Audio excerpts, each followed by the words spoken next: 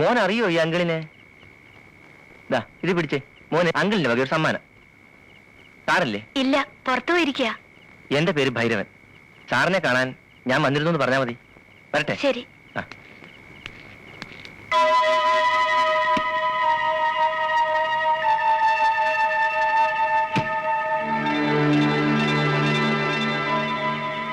സാറിങ്ങനെ tension അടിക്കേണ്ട കാര്യമൊന്നുമില്ല. ഒന്ന് ഭീഷണിപ്പെടുത്തുകയും ചെയ്യാമായിരുന്നില്ലേ? നമ്മൾ പൂഴ്ത്തിവെച്ച തെളിവുകളൊക്കെ അയാൾ സംഘടിപ്പിച്ചെന്നാണ് ഞാൻ അറിഞ്ഞത്. അങ്ങനെ വല്ലതും ആണെങ്കിൽ നമ്മൾ എത്ര ശക്തമായി വാദിച്ചാലും അതുകൊണ്ട് പ്രയോജനം ഉണ്ടാകാൻ പോകുന്നില്ല. താനൊക്കെ പിന്നെ എന്തിനാണ് വക്കീലെന്ന് പറഞ്ഞ് നടക്കുന്നത്? വാദിഭാഗം വക്കീലിനെ സ്വാധീനിച്ച് കാര്യം സാധിക്കുകയാണെങ്കിൽ പിന്നെ എനിക്ക് തന്റെ ആവശ്യം എന്താ? ഭൈരവൻ അയാളെ അറിയാൻ വയ്യാത്തോണ്ടാ. വാദം തുടങ്ങിക്കഴിഞ്ഞാൽ അയാളൊരു സിംഹമാ. നിങ്ങൾ പ്രതിയും വക്കീലും കൂടി ഇങ്ങനെ വഴക്കടിക്കാതെ സംഗതിക്ക് ഒരു പരിഹാരം കാണു. എന്റെ ജോലി തെറിക്കുന്ന പ്രശ്നമാണ്. ആരുടെയും ജോലി തെറിക്കാനൊന്നും പോകുന്നില്ല. അയാളുടെ മോന് ഞാൻ കൊടുത്ത പ്രസന്റേഷൻ തുറന്നു നോക്കുമ്പോ അഡ്വക്കേറ്റ് നന്ദകുമാറിന്റെ മനസ്സ് താനെ മാറും.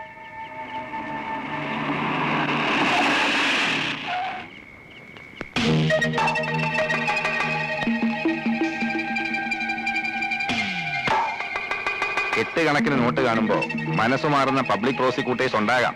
പക്ഷേ നന്ദകുമാറിന്റെ മനസ്സ് മാറുമെന്ന് ഭൈരവ മുതലാളി സ്വപ്നം കാണണ്ട. അന്വേഷണോദ്യോഗസ്ഥനും പ്രതിയും പ്രതിഭാഗം വക്കീലും ഒരുമിച്ചിരുന്നൊരു മദ്യപാൻ. കൊള്ളാം. ഹലോ, ഈ സൗഹൃദം കോടതിയിലും കാണിക്കണം കേട്ടോ? ഓക്കെ. അടുക്കളയിൽ ചമ്മന്തി അരച്ചരച്ച് എന്റെ നഖം തേഞ്ഞില്ലാണ്ടായി. നീ നിന്റെ നഖത്തിൽ പെയിന്റ് ഒടിച്ചോണ്ട് ഇവിടെ ഇരുന്നോ? എന്റെ ഒരു തലയിലെഴുത്ത്. എന്റെ നന്ദന്റെയും കല്യാണങ്ങൾ തമ്മിൽ 3 ദിവസത്തെ ഗ്യാപ്പേ ഉള്ളൂ. അവന്റെ കുഞ്ഞിന് 6 മാസമായി. ഇനി 6 മാസം കഴിയുമ്പോ ആ കൊച്ചിന് 1 വയസ്സാവും. അതൊരു വലിയ കാര്യമൊന്നുമല്ല. അമ്മേ എന്നുള്ള വിളി കേൾക്കാൻ നിനക്ക് ആഗ്രഹമില്ലെങ്കിൽ അച്ഛാ എന്നുള്ള വിളി കേൾക്കാൻ എനിക്ക് ആഗ്രഹമുണ്ടടി. അമ്മേ എന്നൊരു വിളി കേൾക്കാൻ എനിക്ക് ഒട്ടും ആഗ്രഹമില്ല. എന്റെ കൊച്ചനെ മമ്മി എന്ന് വിളിച്ചാൽ മതി. മമ്മിന്നോ മങ്കിന്നോ നിനക്ക് ഇഷ്ടമുള്ള പോലെ വിളിപ്പീര്. പക്ഷെ ആര് വിളിക്കൂടി? എന്തോ ഇത്ര ധൃതി? മാരീഡ് ലൈഫ് ശരിക്കും എൻജോയ് ചെയ്തിട്ട് മതി ഒരു കുട്ടിയൊക്കെ. അയ്യോ, ഈ മൊട്ടത്തലയും കൊണ്ട് എൻജോയ് ചെയ്തേച്ചാലും മതി. ഞാൻ മുടി മുറിച്ചതിനെ ചൊല്ലി മേലാൽ എന്നെ കുറ്റപ്പെടുത്തരുതെന്ന് ഉണ്ണിയേടനോട് പല. അയ്യോ, ഞാൻ നിർത്തി. നിന്റെ നഷ്ടപ്പെട്ട മുടിയെ പറ്റി ചിന്തിച്ച് ടെൻഷൻ അടിച്ച് എന്റെ മുടി കൊഴിയാൻ തുടങ്ങി. അല്ലേ, ഞാൻ ഒരു കാര്യം ചോദിക്കാൻ പറഞ്ഞു. പിന്നെ കൂടെ പറപ്പാണല്ലോ. നീ ഇന്ന് ജോലിക്ക് പോകുന്നില്ലേ? നഖത്തിന് വൈറ്റ് വാഷൻ ചെയ്തോണ്ട് വിടുന്നാ മതിയോ? അയ്യോ, അത് ഞാൻ പറഞ്ഞില്ലേ. ഇന്നലെ ഞാൻ റിലീവ് ചെയ്തു. റിലീവ് ചെയ്തോ? എംപ്ലോയ്മെന്റ് എക്സ്ചേഞ്ച് വഴി ലീവ് വേക്കൻസി ആയിരുന്നല്ലോ എനിക്ക് പോസ്റ്റിംഗ്. ലീവ് വേക്കൻസിയോ? ലീവ് എടുത്താൽ ഇന്നലെ വന്ന് ജോയിൻ ചെയ്യും. വേറെ ആള് വന്ന് ജോയിൻ ചെയ്തെന്നോ? നീ എന്തുവാടി പറയുന്നേ?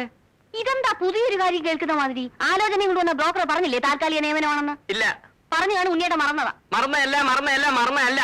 എന്റെ ദൈവമേ, മുടിയും പോയി, ജോലിയും പോയി. പിന്നെ കുട്ടിയുടെ കാര്യം പറഞ്ഞല്ലോ. എനിക്ക് പ്രസവിക്കാനേ മനസ്സില്ല. അയ്യോ, ഇപ്പൊ കുട്ടിയും പോയി. പ്രസവിക്കാത്ത മൊട്ടച്ചി നിന്നെ ഡൈവേഴ്സ് ചെയ്തിരിക്കുന്നു. ഡൈവേഴ്സ് ചെയ്യാൻ ഞാനും കൂടെ ചിന്തിക്കണം. എനിക്കാണെങ്കിൽ അങ്ങനെ ഒരു ഉദ്ദേശമേ ഇല്ല. അയ്യോ, ഇപ്പൊ എന്റെ ജീവിതവും പോയി. എന്തെങ്കിലും മിണ്ടി പോയിട്ടുണ്ടെങ്കിൽ കുന്തം എടുത്ത് വാക്കാത്ത വെച്ചോളൂ. എന്റെ ഫ്ലൂട്ടും പോയി.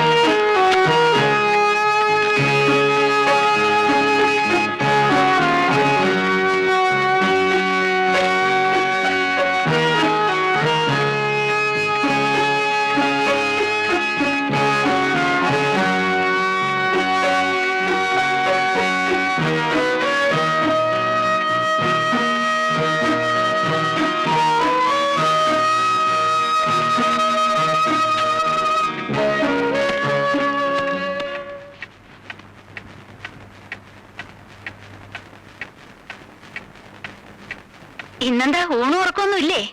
ഞാൻ കുറച്ച് ലേറ്റ് ആവും. ചോറ് ഉടമ്പ് വെച്ചിട്ട് നീ കിടന്നു. ഇതെന്തായി കുത്തിക്കുറിക്കുന്നത്?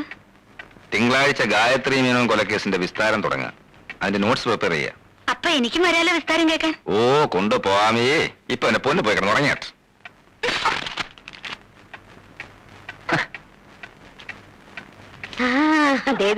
ഇത് കണ്ട അതെ. കൊണ്ടുവന്നല്ല മോൻ ഉറക്കം വരുന്നുണ്ട്. അവന് പാല് കൊടുത്തിട്ട് കിടത്തി ഉറക്ക. കൊച്ചുവക്കീൽ ഏത് നേരം ഉറക്കേ ഉള്ളൂ. കുംഭകർണൻ ഉറങ്ങേണ്ട പ്രായമല്ലേ ഇത്? ഉറക്കത്തിലാ കുഞ്ഞുങ്ങൾ വളരുന്നത്. കൊണ്ട് കിടത്ത.